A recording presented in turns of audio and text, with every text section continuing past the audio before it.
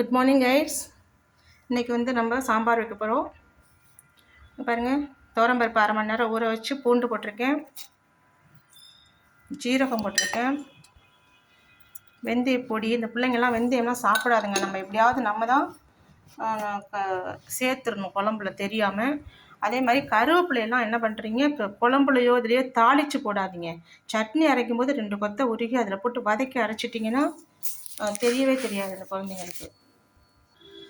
பெருங்காயத்தூள் போட்டிருக்கேன், தக்காளி, ஆனியன், பூண்டு, ஜீரகத்தூள், வெந்தயத்தூள், மஞ்சப்பொடி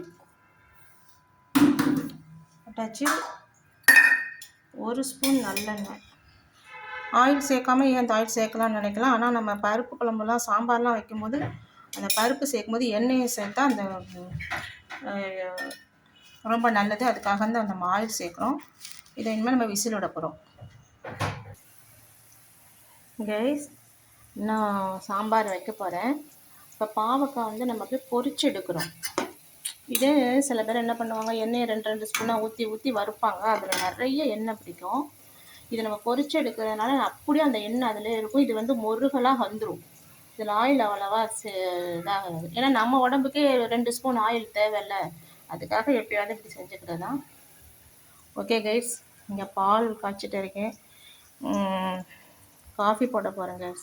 நல்லா காஃபியெல்லாம் குடிக்கிறதில்ல, இப்போ தான் காஃபி டீயெல்லாம் குடிக்க ஆரம்பிக்கிறேன்.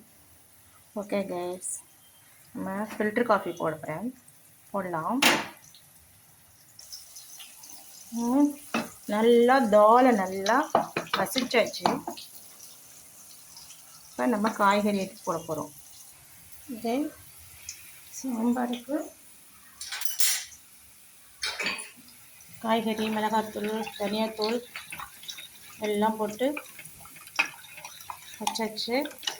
அது காய்கறி எல்லாம் வேகட்டும். இங்கே பாருங்கள், அப்படியே வறுத்து அப்படியே பொரிச்சு எடுத்துருக்கிறதுனால எண்ணெய் பிடிக்காது. அப்படியே எண்ணெய் அப்படியே இருக்குது பாருங்கள், ஊற்றின எண்ணெய் அப்படியே இருக்குது. ஆயில் அப்படியே இருக்குது. இது பாருங்கள், சுண்டை காய்ச்சி பாலை நல்லா 1 டம்ளர் பால் 1/2 டம்ளராக காய்ச்சி அப்படியே டிக்காஷன் அப்படியே திக்காக ஊற்றி காஃபி குடிக்க போகிறோம். ஃபில்ட்ரு காஃபி ரெடி ஆயிடுச்சு. இது காய் வந்ததுக்கப்புறம் நம்ம மாங்காயெல்லாம் போட்டு தாளித்து இறக்கலாம். Okay guys.